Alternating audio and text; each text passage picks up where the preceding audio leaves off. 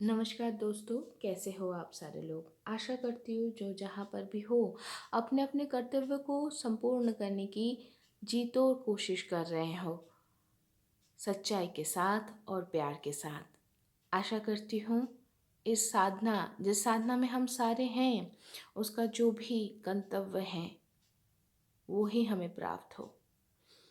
तो इस शुभ कामना के साथ आइए केनोपनिषद के अगले मंत्र को हम पाठ कर लेते हैं। केनोपनिषद हम पढ़ रहे हैं उपनिषद अखंड संस्करण हरफ प्रकाशन से प्रकाशित इस किताब से, जिस किताब की संपादना और अनुवाद किए हैं अतुल चंद्र सेन, सीतानाथ तत्भूषण और महेश चंद्र घोष महाशय की तरह विद्वज्जन। केनोपनिषद। हर कोई उपनिषद के पाठ शुरू करते हैं हम शांति पाठ से, ताकि हम अपने मन, अपने वचन, अपने हर ज्ञानेंद्रिय और कर्मेंद्रिय को ब्रह्म में समाहित करने की प्रचेष्टा पा सके।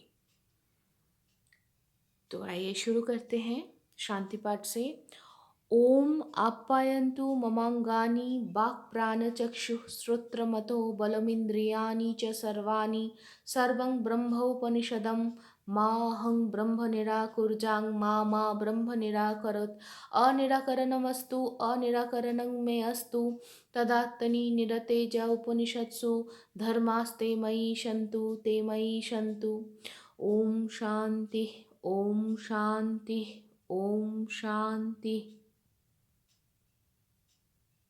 परम ब्रह्म के पास हमारी एक ही प्रार्थना है कि उनकी कृपा से उन तक पहुंचने के लिए ये जो साधन यंत्र हमें मिला है, उस साधन यंत्र का हर ज्ञानेंद्रिय, कर्मेंद्रिय उनकी कृपा से परिपोषित हो, और जो कुछ भी उपनिषद में वर्णित है वो सारे ब्रह्म है।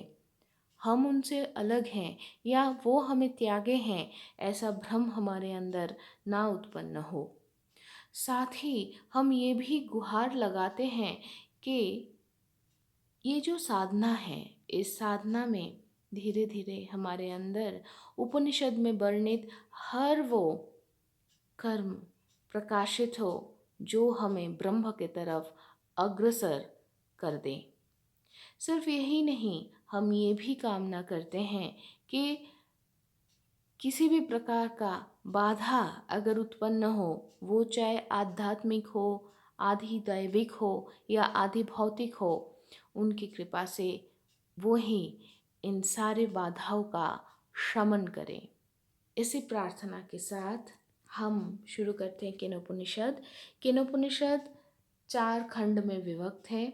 पहले खंड में हमें ब्रह्म कौन है और ब्रह्म जो हर ज्ञानेंद्रिय और कर्मेंद्रिय के परे हैं, ये स्वरूप ब्रह्म के स्वरूप के साथ हमें परिचित करवाया गया, जहाँ पर कहा जा रहा है हर किसी चीज़ का, हर कोई अस्तित्व का, हर कोई कर्म का जो मूल आधार है, जो मूल कारण है, जिनके शक्ति से हर कोई अस्तित्वमान है, वो ही है ब्रह्म। लेकिन उनको हम ज्ञानेंद्रिय या कर्मेंद्रिय द्वारा समझ नहीं पाते, क्योंकि वो मन और वाक्य और इंद्रिय के अगोचर है। लेकिन ब्रह्म सर्वव्यापी है, सब कुछ है।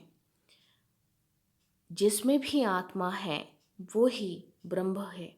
वो चाहे वो आत्मा हमारे लिए प्रकाशित रूप में हो या अप्रकाशित यानी कि सुप्त रूप में वर्तमान हो।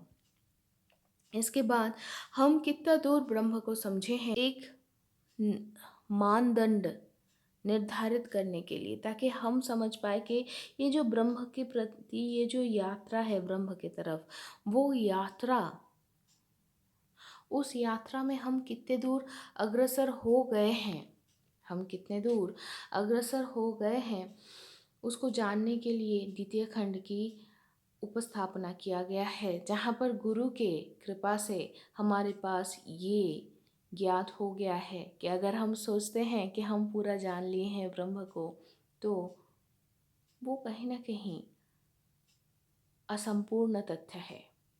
सही मायने में हम पूरा जान चुके हैं ये भी नहीं है, और कुछ भी नहीं जानते ब्रह्म के बारे में ये भी नहीं है। ये उपलब्धि सर्वोपरि है, और ये सिर्फ तथ्य के रूप में जानना नहीं, उपलब्धि जब हम कर लेते हैं तभी कोई सही मायने में ब्रह्म को जानते हैं। क्योंकि हमारे अंदर उनका जो प्रकाश है, आध्यात्मिक जो प्रकाश है, वो बहुत थोड़ा सा है। क्योंकि वो तो विशाल है, वो तो सब कुछ है। जो है वो भी वो है, और जो नहीं है वो भी वो है। तो ब्रह्मज्ञानी के लिए इसीलिए वो अविज्ञात है, और जो अज्ञानी हैं उनके लिए वो इस 3 डायमेंशनल वर्ल्ड में अस्तित्व से ही, 3 डायमेंशनल वर्ल्ड के अस्तित्व से ही वो सब कुछ जान जाते हैं, उनको लगता है। लेकिन वो तो सिर्फ ये 3D वर्ल्ड के सीमा में सीमित नहीं है, है ना। हाँ, वो तो असीम है, वो सीमा में भी है और वो असीम में भी है।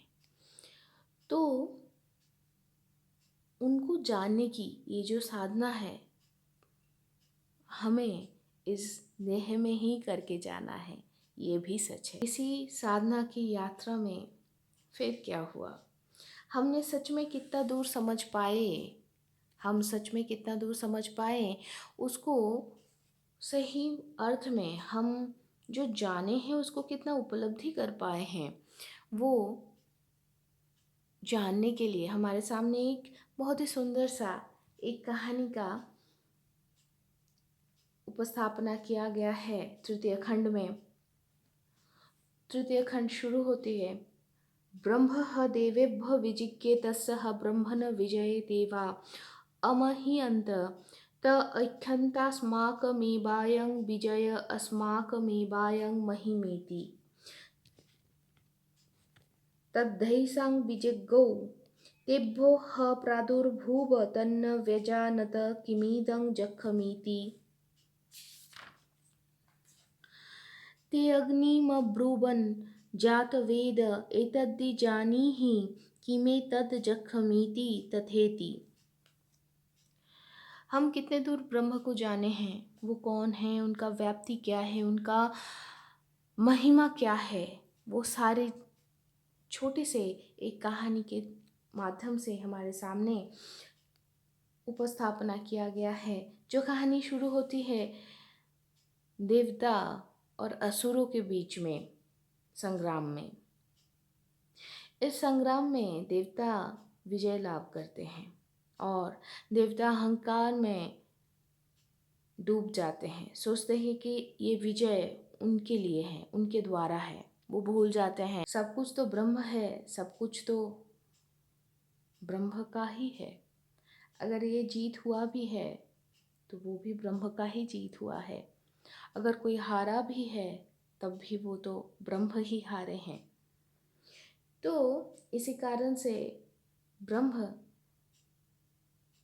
अपने ही सृष्टि में हर एक प्राण को, हर एक अस्तित्व को अहंकार मुक्त करने के लिए उस सृष्टि के कर्म गति के अनुसार उनके सामने उपस्थित होते हैं। जैसे देवताओं के लिए वो उपस्थित हुए यक्ष के रूप में, वैसे ही असुरों के अंदर का जो अहंकार है उसको चूर्ण करने के लिए वो देवता के रूप में उपस्थित हुए हैं, है ना।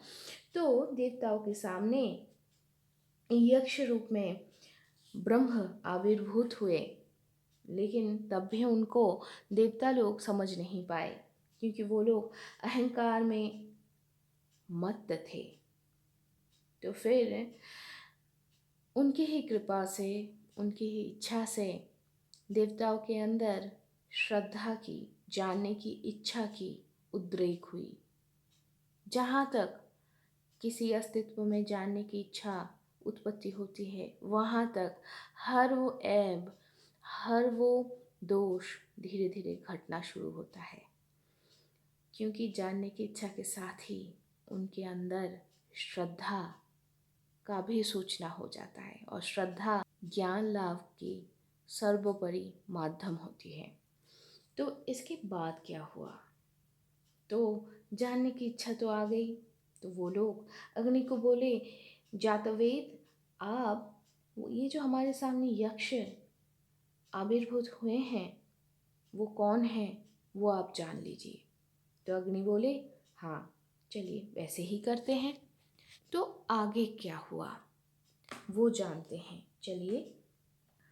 तदभद्रवत् तमभ्यवदत् को असीति अग्निर्वा अहमस्मीत्यब्रवीत् जातवेदा वा अहमस्मीति। अर्थात अग्नि जहाँ तक यक्ष के निकट पहुँचे तो यक्ष उनको पूछे, तुम कौन हो? अग्नि बोले, मैं प्रसिद्ध अग्नि हूँ, मैं ही प्रसिद्ध जातवेदा हूँ। तो यक्ष के प्रश्न के उत्तर में बहुत ही ज़्यादा गर्व के साथ अग्नि बोले कि मैं ही वो प्रसिद्ध देवता अग्नि हूँ, मैं जातवेदा हूँ। जातवेदा मतलब इस शब्द का अर्थ होता है समस्त यात, मतलब समस्त जो जात हुआ है, जो भी सृष्टि हुआ है, वो जो सारे पदार्थ को जानते हैं, जो सर्वज्ञ हैं। मैं जातवेदा अर्थात अग्नि अपनी जानने के अहंकार में मस्त होकर बोले कि वो सब कुछ जो भी सृष्टि हुआ है वो सब कुछ जानते हैं, लेकिन ब्रह्म तो सृष्टि के भी अतीत है। इसी कारण से अग्नि जातवेदा होकर भी ब्रह्म को नहीं जान पाए। लेकिन ये ज़रूर है कि वो लोग देवत्व तो प्राप्त हुए ही हैं ब्रह्म को जान के, लेकिन आज अहंकार में चूर्ण होके वो जानना भी निष्फल हो गया है ना। तो इसीलिए वो ब्रह्म को इतने गर्व के साथ बोल दिए कि मैं जातो वेदा हूँ। जीव के भी ऐसे ही अवस्था होता है, पता है।